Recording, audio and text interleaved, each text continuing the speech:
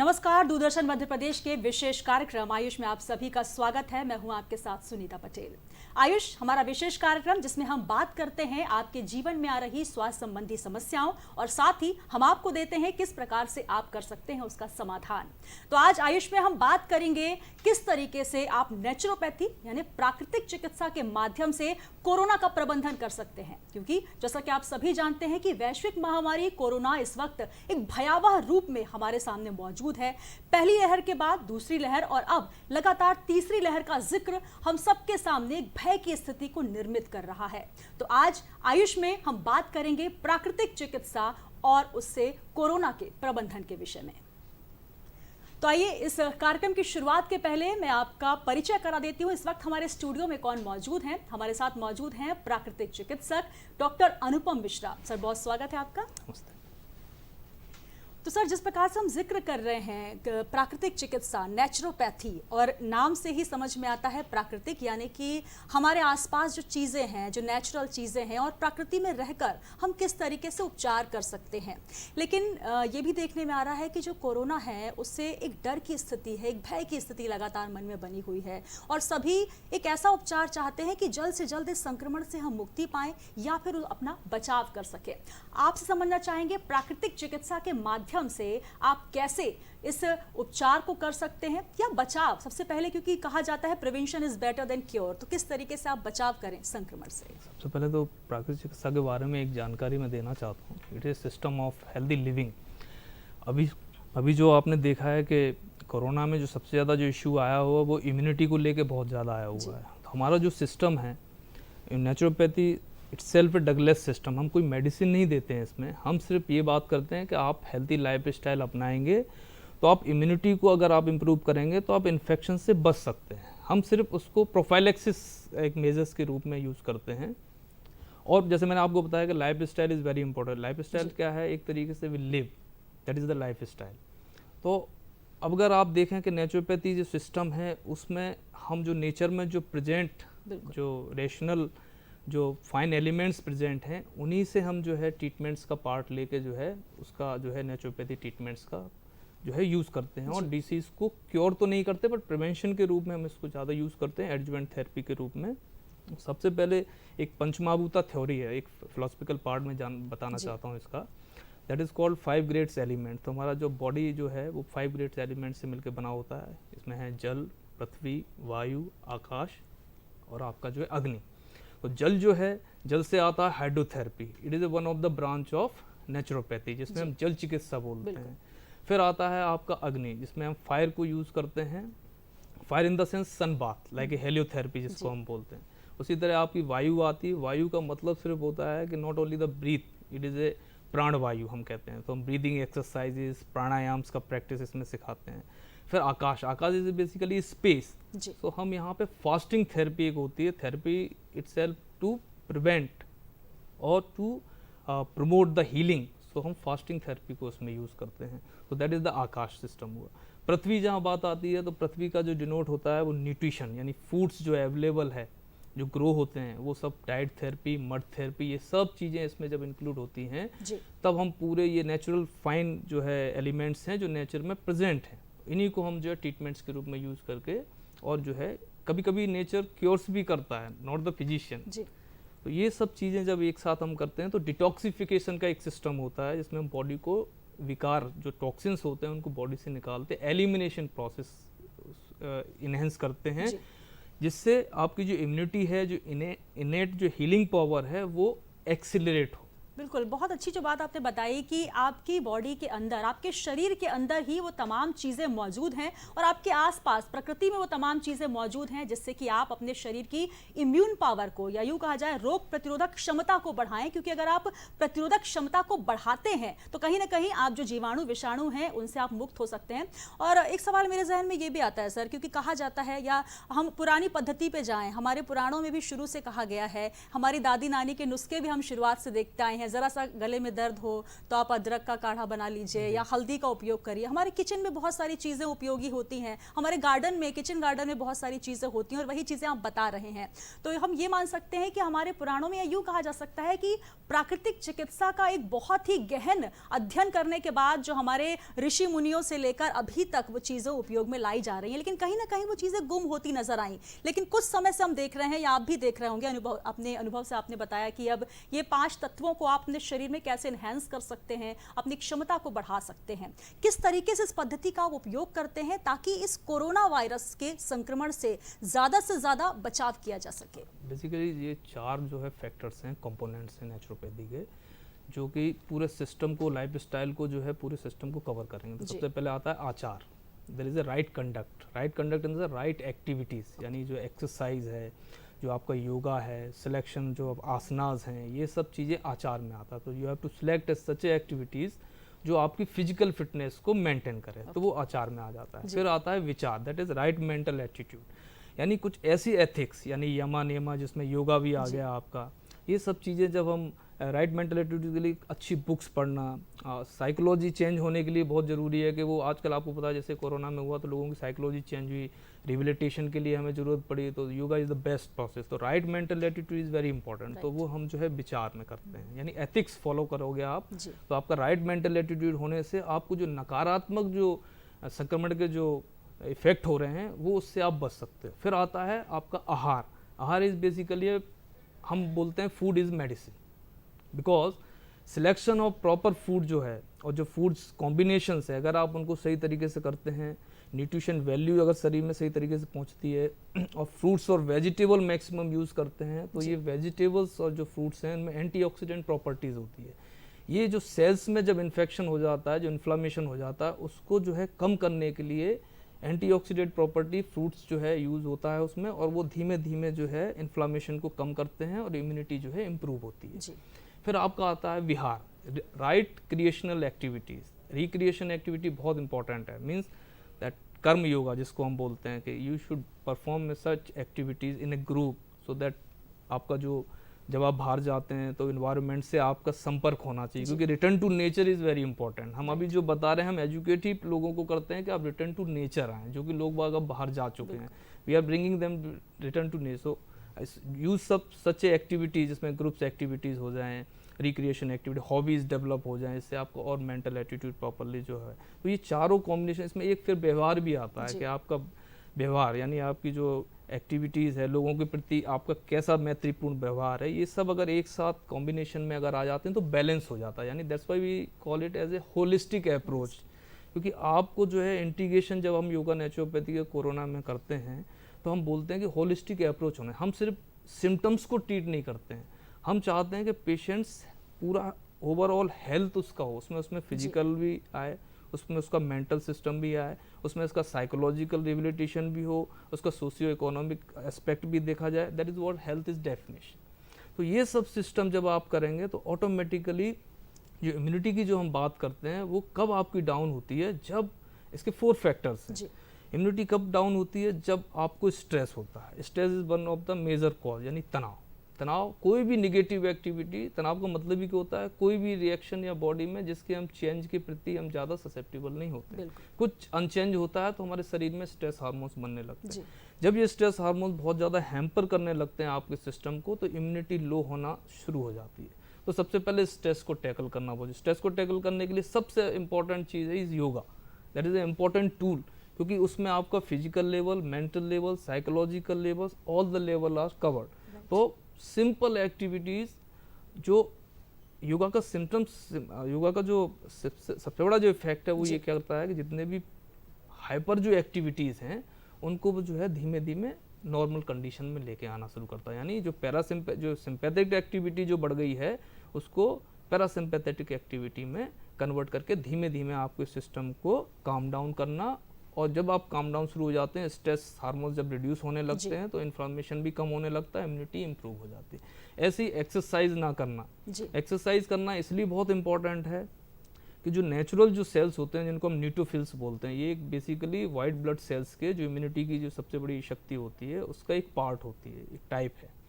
जब हम एक्सरसाइज करते हैं तो न्यूट्रोफिल्स का जो है सर्कुलेशन बहुत इंप्रूव होता है, सर्कुलेशन बढ़ता है उनका, और वो जो है हमको फाइट इन्फेक्शन से फाइट करने में बहुत मदद करते हैं। इसलिए एक्सरसाइज इज वेरी इंपॉर्टेंट। उसमें कुछ रसायन भी ऐसे निकलते हैं, डोपामिन वगैरह, जो आपके शरीर को रिलैक्स करते हैं, एज वेल आपके शरीर को फाइट करने के लिए या पॉजिटिविटी बढ़ाने के लिए ये रसायनों का यूज़ होता है। Third one is proper nutrition.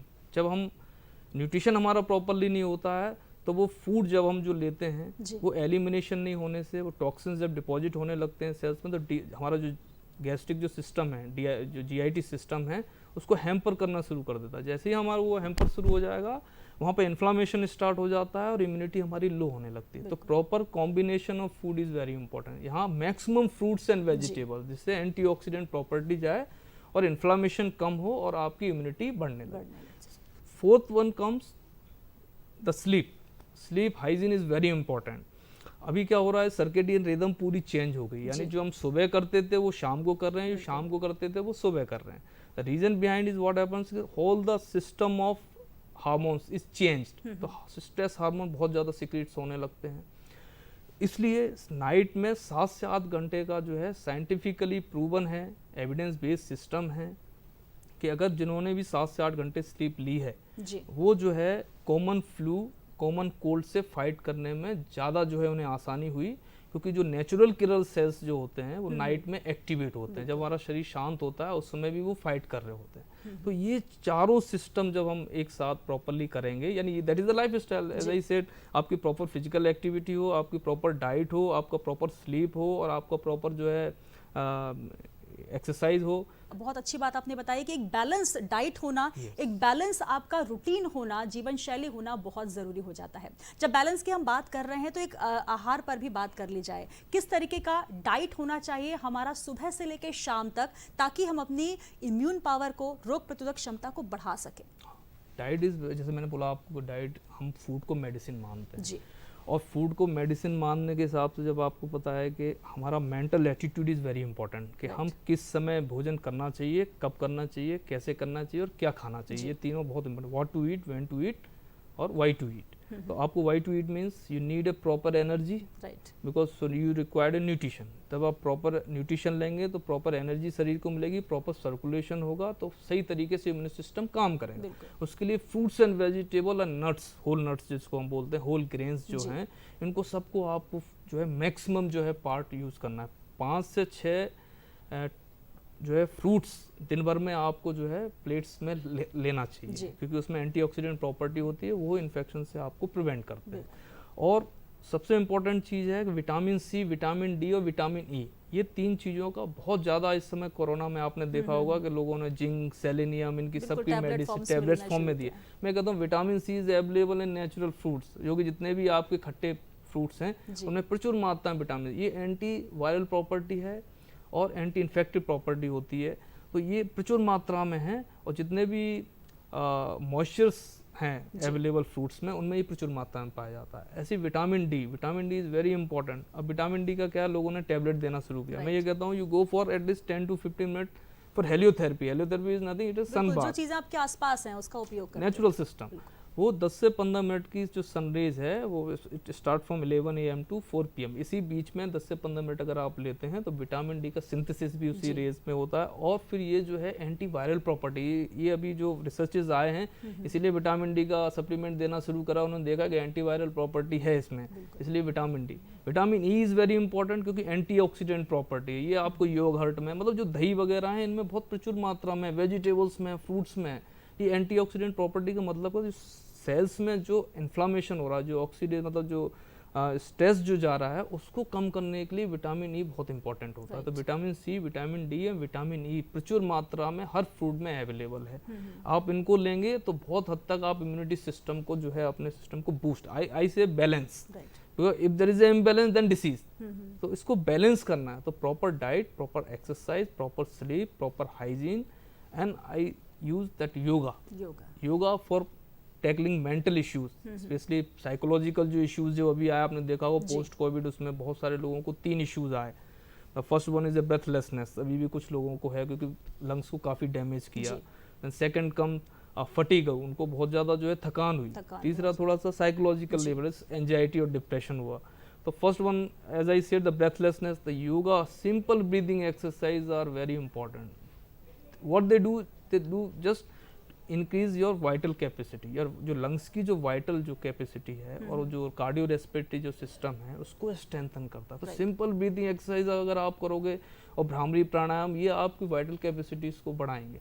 तो जो भी स्ट्रेस उस समय या जो भी इन्फेक्शन लंग्स को हुआ है उसको थोड़ा कम करने के लिए ये चीज़ों की बहुत ही, तो वाइटल कैपेसिटी बढ़ेगी तो आपके लंग्स के जो SpO2 जिसको हम सैचुरेशन बोलते हैं, वो इन्फ्लेशन भी अच्छी तरह का हुआ, सैचुरेशन भी बढ़ेगा.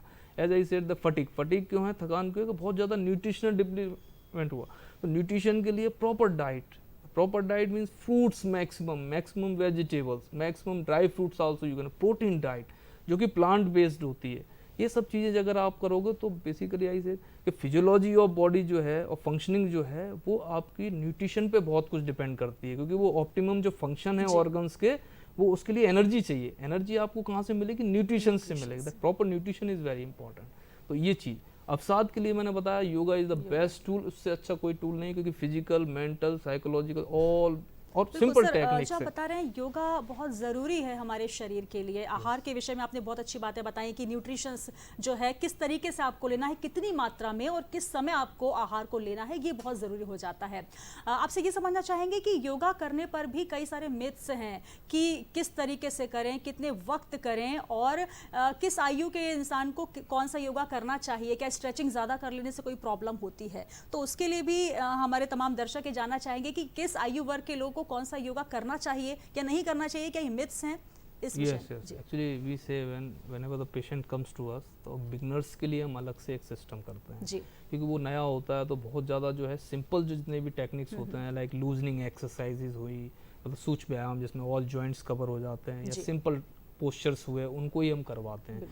क्योंकि वो जो है शुरू में आता है, उसका मसल्स टाइटनेस होता है. अगर उस समय अगर आपने बहुत ज़्यादा उसको एक्सरसाइज स्ट्रेचिंग करा दी तो there is a chance of that muscles get issues, or they may get a pain also. So we see the condition of patient and we try to, because mental attitude is very important, कि आप जिस purpose से आए हो वो भी बहुत जरूरी है कि आपका ध्यान, आपका फिजिकल जो है कंसंट्रेशन और आपकी ये सब बाकी में योगा करने के लिए आप आए हैं.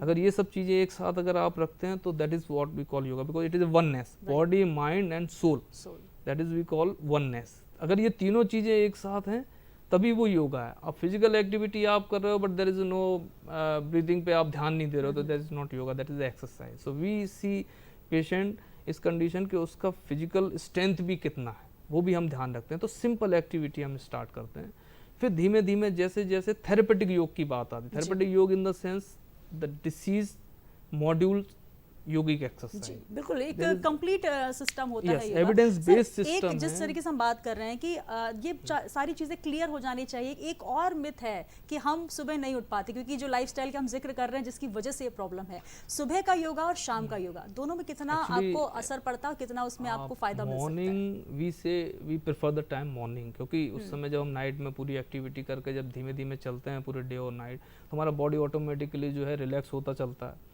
तो जो स्ट्रेचिंग का इफेक्ट हमें आना चाहिए, फिजियोलॉजिकल जिसको इफेक्ट हम बोलते हैं, कि वो हर सेल्स को, हर ऑर्गन्स को, हर ग्लैंड्स को जो इफेक्ट आना चाहिए वो उतना ज़्यादा शाम तक नहीं आ पाता, क्योंकि ऑलरेडी हम जो है स्टिफ रहता नहीं हमारा बॉडी, उस समय बिल्कुल रिलैक्स हो जाते हैं. तो स्ट्रेचिंग बहुत ईजी से हो जाती है और all the bendings gets proper, तो that effect we want get. So we say कि जब आप सुबह उठते हैं तो अर्ली मॉर्निंग जो होता है उस समय बॉडी की रिक्वायरमेंट है कि आप उसको स्ट्रेचिंग दो. वो सिंपल स्ट्रेचिंग भी अगर आपने करी तो वो ऑर्गन्स को, जो इसको हम ब्रीदिंग और टेक्निक्स जो बोलते हैं, जो एनर्जी चैनल्स होते हैं उनको जो सिंक्रोनाइज करते हैं, वो बहुत ज़्यादा इफेक्टिवनेस होते हैं और उसका फिजियोलॉजिकल इफेक्ट जो है बॉडी पे धीमे हमें बहुत जल्दी मिलता है. तो हम बोलते हैं कि विद इन अ मंथ में physiological changes takes place. That's why it became a therapeutic, क्योंकि रिस्टोरेशन करने लगा हेल्थ का, थेरेपेटिक उसमें यूज होने लगा. उसके बाद ये जो रिहेबिलिटेशन भी करने लगा, तो इसलिए yoga now it has become a therapy. That's why we call it as a एक और सवाल, क्योंकि मुझ जैसे कई और भी दर्शक हैं जो कि जॉब की वजह से सुबह योगा नहीं कर पाते, समय की थोड़ी सी कमी होती है, तो अगर वो शाम को करते हैं तो कौन सी बेस्ट जो है आप उनको योगा टिप्स देना चाहेंगे कि वो करें और उनको ज़्यादा असर हो? एक्चुअली इसीलिए हमने कुछ मॉड्यूल्स बनाए हैं. जैसे ऑफिस गोअर्स हैं, अब ऑफिस की सुबह बहुत ज़्यादा रशिंग होती है तो they can't do it. So in office when they get a break, like foods जब खाते हैं उसके 15 मिनट आधे घंटे बाद जो, तो सिंपल 3 या 4 टेक्निक्स ही होती हैं with chairs they can do. They जो जॉइंट्स हैं सिर्फ उनको ही अगर मूवमेंट करते हैं तो वो जॉइंट्स की जो सूक्ष्म व्यायाम जिसको हम बोलते हैं लूजनिंग, वो उतना भी जॉइंट्स का लूजनिंग किया तो वो जॉइंट्स बैठे बैठे जो जॉइंट्स जो स्टिफ होते हैं उनको बहुत ईजी तरीके से वो जो है डिसॉल्व कर सकते हैं। तो पेन जो है काफ़ी हद तक वो रिड्यूस कर सकते हैं। ऑफिस गोर्स में जैसे हम सिटिंग्स हैं तो सिटिंग्स पे ही बैठे बैठे आप आराम से हैंड जो है इन एंड आउट ब्रीदिंग आप कर सकते हो, आप हैंड स्ट्रेचिंग कर सकते हो, आप लेग्स की स्ट्रेचिंग कर सकते हो। तो ये सब एक्सरसाइज इन्हीं के लिए बनाई गई हैं। अगर वो 5 मिनट का भी समय निकाल के करते हैं तब भी उसका इफेक्ट उनकी बॉडी पे रहता है। So at least they can get prevent of all the this musculoskeletal disorder जिसको होते हैं, जिसमें शरीर में मांसपेशी में दर्द होना, जॉइंट्स अकड़ जाते हैं, उनसे बहुत अच्छी तरीके से रिलीफ होता है। सर्वाइकल का इशू रहता है, बहुत सारे डेस्कटॉप पे बैठे रहते हैं, सिंपल टेक्निक्स हैं, दे कैन डू ओनली। जिसको सर्वाइकल का इशू है वो ज़्यादा फॉरवर्ड बेंडिंग नहीं करेगा, वो हम उसको अवॉइड करते हैं ओनली। अदरवाइज वो आराम से backward bending, sideward bending, right and left वाला रोटेशन में सिर्फ half rotation, then pressing this, और फिर ये जो एक्सरसाइज है ये आप बैठे बैठे बड़े आराम से, ये ऑफिस गोर्स के लिए बनाया गया है। तो ये 5 मिनट्स की एक्सरसाइज आप कभी भी समय निकाल सकते हो, even in the evening also.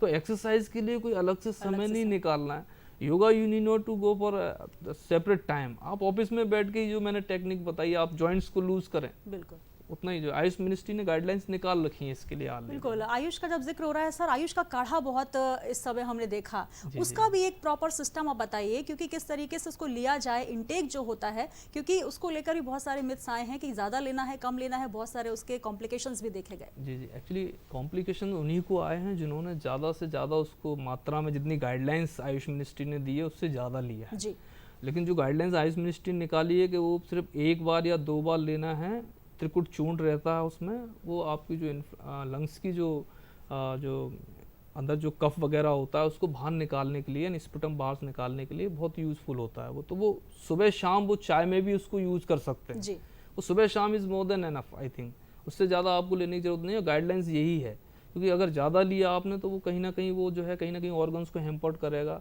बहुत सारे लोगों को लूज मोशन से स्टार्ट हो गए, कुछ लोगों को लिवर्स में भी कुछ इश्यूज हुआ है, क्योंकि बहुत गर्म होता है, क्योंकि उसमें कुछ ऐसी चीज़ें होती हैं जैसे लौंग है, त्रिकुट चूर्ण है, और ये क्या बोलते हैं आप, दालचीनी, ये सब बहुत गर्म नेचर की होती हैं। तो जो उसकी ऑलरेडी बाइल की प्रॉब्लम है, यानी जिनको पहले से पित्त की इशू है, अगर वो बहुत ज़्यादा लेते हैं तो उनको ये प्रॉब्लम आई भी है, और कुछ लोगों को इशू भी नहीं हुआ।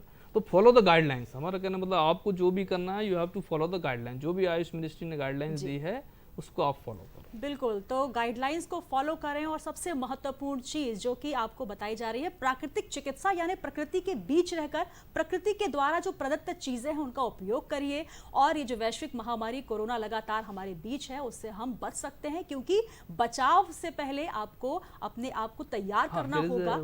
प्रोफाइलैक्सिस भी है रोग निदान के लिए, कुछ नेचुरोपैथी ने कुछ सिस्टम गाइडलाइंस में, जैसे कि बच्चों को ड्राई, ये अभी जो इशू आया रनिंग नोज वगैरह है, ये प्रोफाइलैक्सिस मेजर्स हैं।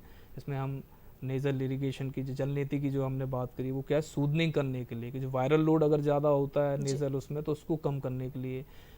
लोकल स्टीम, जैसे जनरल स्टीम हमने बात की, स्टीम इसमें ओनली फॉर सूदनिंग। बहुत ज़्यादा अगर आप लोगे तो ड्राइनेस हो जाएगी, तो दिक्कत आएगी। तो ये एक बहुत चीज़ ध्यान है, जैसे रनिंग नोज में कर लिया। ड्राई कफ है तो ginger is the best way. Ginger में एंटी स्पाज्मोटिक और एंटी इन्फ्लामेटरी प्रॉपर्टी होती है, उसको अगर च्यू भी करते हो तो वो आपको सूदनिंग इफेक्ट देगा।